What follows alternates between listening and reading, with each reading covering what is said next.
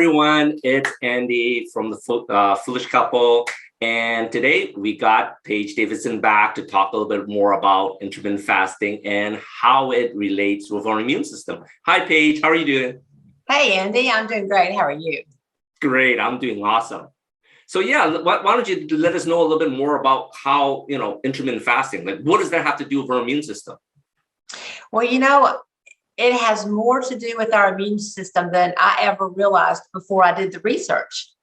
I knew that 80% of our immune system originates with the gut, which is to me was a very shocking bit of knowledge. I did not know that. But when we look at extended fasting, which is doing longer fasts, 36, 48, up to 72 hours, which is a popular thing to do when we're intermittent fasting and want to go beyond and grow and get more benefits.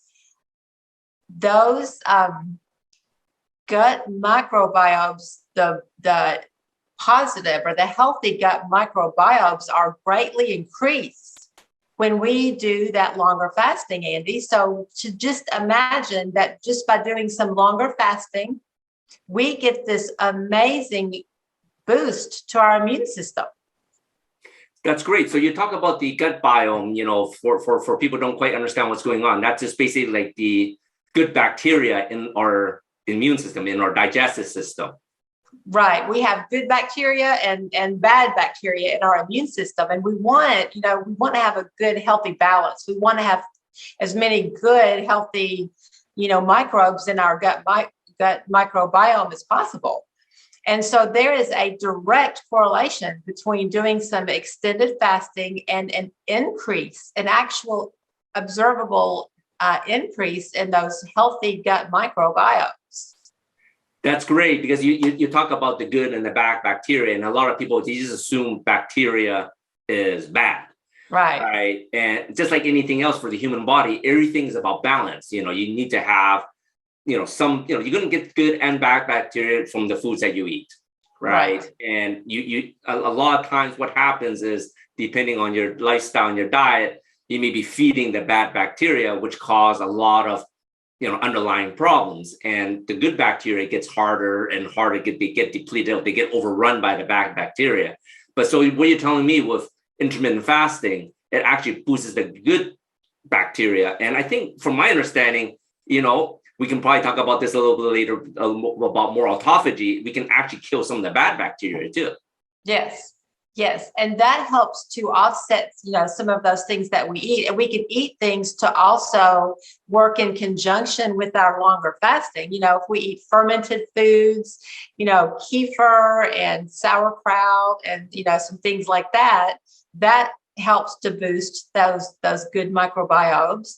And then in conjunction with that longer fasting, it just gives us such a boost in our immune system, which, affects our overall health in so many ways. That is so true, because with everything going on nowadays, our immune system is the first line of defense. Like we really want to have a robust immune system for everything that happens around us, right? As people are traveling again, you don't want to catch a cold, you don't want to catch a flu, whatever it may be that's going on outside. You want a robust immune system where you can just travel and not worry about it. It's like just over the weekend, me and Minna went to Vegas to travel for our birthday, and we didn't even think about it. We knew that our immune system is strong. We just go, we have fun. Like getting sick was not even on our radar, because we know that we have a robust immune system. And And we hear about all of these benefits of intermittent fasting, but who would have thought that by doing a little bit of extended fasting, you can really increase that immune system and affect your health in ways other than the food that you eat or don't eat. That is so true. And, we're talking about the digestive system, and people are probably wondering, what are they talking about? You guys are talking about a digestive system. How does that boost the immune system? Why don't you talk a little bit about that and, let people realize how they're interrelated? Well, they are related because, the digestive system clearly related to the foods that you eat. And then when you talk about your gut microbiome, the foods in the digestive system, end up in that gut microbiome. That's all intertwined, the digestive system and the gut. And so you've got those, good microbes and those I hate to say bad microbes, but there are, they're good and bad. And, the more things that we can do digestively and physically to increase those good microbes, which affects our immune system so directly, then, those strategies are excellent. Eating some things within your window that help the digestive system affect those good microbes, and doing that longer fasting all play a part. They're all intertwined. So when we're talking about the longer fasting, you're talking about literally not eating for a longer period of time, just to let people understand that. So you're talking, like you said, past 36 hours.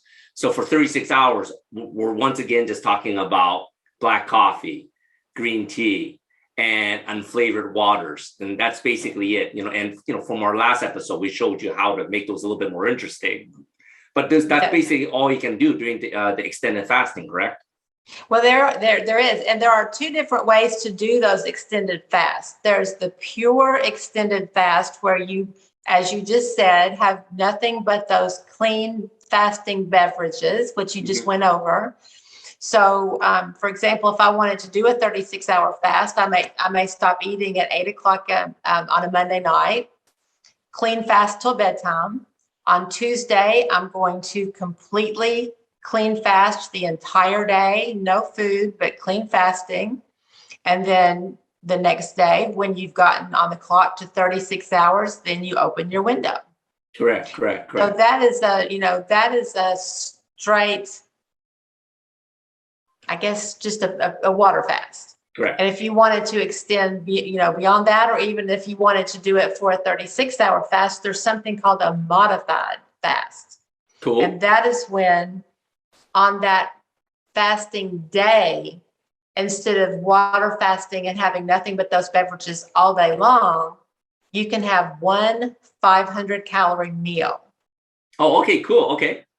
And that's called a modified extended fast. And that, that does break your fast. So you're not going to have the same autophagy benefits as you would if you had done the water fast. But there are many health benefits that go with the modified fast. And if it's easier for you, sometimes people like to use that modified fast as a way to ease into the longer fast. And I will say that, like when you first start fasting, it seems kind of hard. And the biggest thing is it's just kind of hard to wrap your head around the fact that you're going for this many hours without eating. And it's the same thing with an extended fast. There are so many benefits of an extended fast. And as time goes on, we'll talk more about those. But today we just wanted to focus on the immune system and the gut and gut health, because those are so key in our health. But it may seem, for me, it did seem pretty hard at first when I first did a couple of longer fasts. But then I got used to it, just like you get used to fasting, and it becomes, pretty much easy. And the benefits are so amazing. Correct. And just to go over, we just talked about, like, you have the modified fast, which is like 500 calories. And before people think, wow, 500 calories, that doesn't seem like a lot. I'm going to choose something that's going to really satisfy what I eat in that 500 calories. I imagine that 500 calories should be something healthy. Absolutely. Not like a bag of chips or a cupcake. Well, you're not doing yourself any favors at all if you have something like that, because that's just going to make you crave sugar and carbs and be hungry, and it'll derail your fast. And so you want to have something healthy, like a salad and some protein. Just make sure, look at your calories and make sure it is something healthy, a healthy soup. Correct. Something that's going to be serving your body well during your fast. Okay. Because if you have a candy bar or a cupcake or something like that, that will not satisfy your hunger. That will just make you hungrier. And it really will derail your fast. That's a great point. That is so true. I just wanted to let people know that, because a lot of people think, oh, 500 calories, right? It's like, if I'm not going to eat anything, I'm going to grab something that's going to satisfy, my chocolate chip cookie or something for 500 calories. And right. we talk about, like, the soups are great. That's a great way to enter, like a vegetable stew or something. Easily 500 calories or less, because vegetables have such low calories depending on. And the question I always ask myself is, when I'm trying to decide what to have for that 500 calorie meal, I always ask myself the question: is this meal going to help me get closer to my goal, or is this meal going to move me farther from my goal? And usually my goal being to do that successful extended fast. That is so true. You always want to be tracking if you're going forward or you're hopping backwards. That's so important on what you're doing. I love that. Set your goal that is going to be helping you move forward and backwards. And, we talked about the whole digestive system and the immune system. And just to let people know, if you don't realize, like, the digestive system takes for the immune system, it's about 80% is inside the digestive system. And that's why we're talking about, good bacteria, the digestive system, because a lot of people don't realize that a lot of your immune system does start in your digestive system. It's not its own separate thing. Our bodies are all interrelated, and how it works. It's really quite an amazing piece of machinery, our body, as long as we're helping regenerate parts, right? And that's what intermittent fasting actually helps us do. Right. And we hear about lifestyle decisions and how that affects our health, and we just can't make the connection. How does my lifestyle affect my health? But your lifestyle and the foods that you choose, and your choice to do intermittent fasting and to do those longer intermittent fasts at periods of time that feel comfortable for you, are directly related to your health. And we never knew that before. That is so true. That is so true. Well, thank you today for sharing the information on how intermittent fasting is related to our immune system, our digestive system, and of course the gut bacteria. So, Paige, what are we going to talk about next week? Next week, we're going to talk about something that's near and dear to my heart. We're going to talk about exercising and working out while fasted. Hear that, everybody? Next week, we're going to talk about intermittent fasting while you're actually going to be working out, and how that interrelates to each other. And a lot of people don't think that's possible, but you don't want to miss that episode.